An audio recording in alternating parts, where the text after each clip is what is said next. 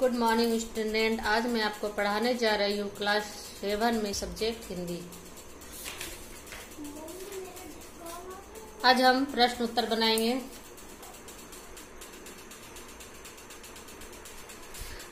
पहला प्रश्न है,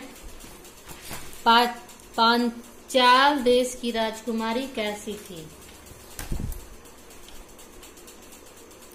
पांचाल देश की राजकुमारी सुंदरता के साथ साथ गुणवान भी थी। ऋषि कुमार सुधन्य से केसनी ने विवाह करने का निश्चय क्यों किया?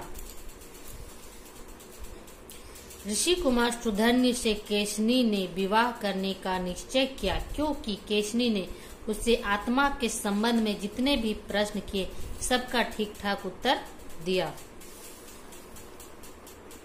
केसनी और सुधन्य के विवाह की बात पर सभी को आश्चर्य क्यों हुआ? केसनी और सुधन्य के विवाह की बात पर सभी को आश्चर्य हुआ क्योंकि केसनी एक राजपुत्री थी और सुधन्य एक निर्धन ऋषि कुमार। निम्नलिखित प्रश्नों के उत्तर दो। सुधन्य के साथ विवाह की बात सुनकर विरोचन ने केसनी से क्या कहा? सुधन्य के साथ विवाह की बात सुनकर विरोचन ने केसनी से कहा, उससे विवाह करने से तुम्हें कौन सा सुख मिलेगा? वह तो निर्धन है। तुम मुझसे विवाह कर लो। मेरे साथ विवाह करने से तुम्हें अपार सुख प्राप्त होगा। तुम आजीवन सुखी रहोगी। ख नंबर, केसनी ने विरोचन की बात पर क्या उत्तर दिया? केसनी ने विरोचन से कहा, मैं सांसारिक सुखों के लिए विवाह नहीं कर रही हूँ। मैं विवाह कर रही हूँ एक सुंदर हृदय वाले जीवन साथी को प्राप्त करने के लिए, जो ज्ञानवान और विचारवान हो।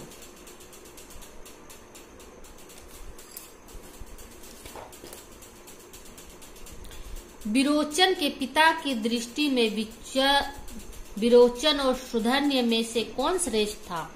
वे निर्णय क्यों नहीं ले पा रहे थे? विरोचन के पिता की दृष्टि में विरोचन और सुधन्य में से श्रेष्ठ सुधन्य था। वे निर्णय नहीं ले पा रहे थे क्योंकि वे पुत्र मोह में थे, परंतु अंत में पुत्र मोह पर ज्ञान की जीत हुई।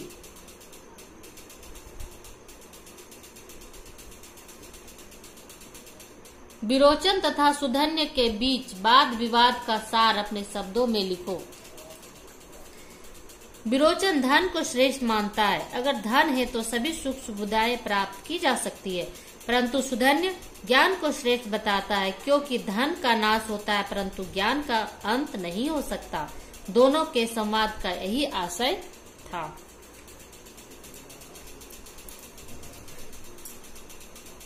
इस कहानी से आपको क्या शिक्षा मिलती है?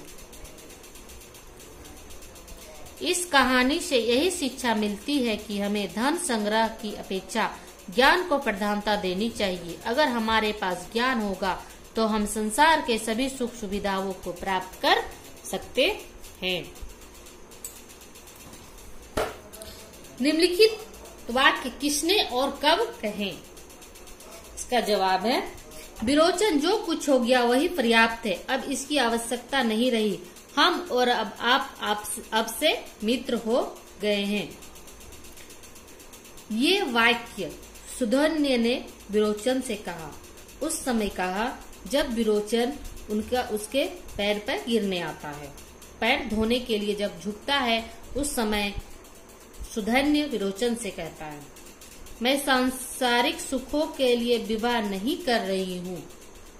ये वाक्य केसनी विरोचन से कहती है। विरोचन जब विरोचन उससे कहता है कि मैं तुम्हें संसार के सभी सुख सुविधाओं दूंगी, उस समय ये वाक्य केसनी विरोचन से कहती है। स्टूडेंट, पेज नंबर 12 और 13 आप लोग बना लीजिएगा। Thank you. ये आज आपका होमवर्क है, इसे आप अपनी कॉपी में अच्छे से नोट कर लीजिएगा और साथ ही साथ इसे आप याद करते चलिएगा।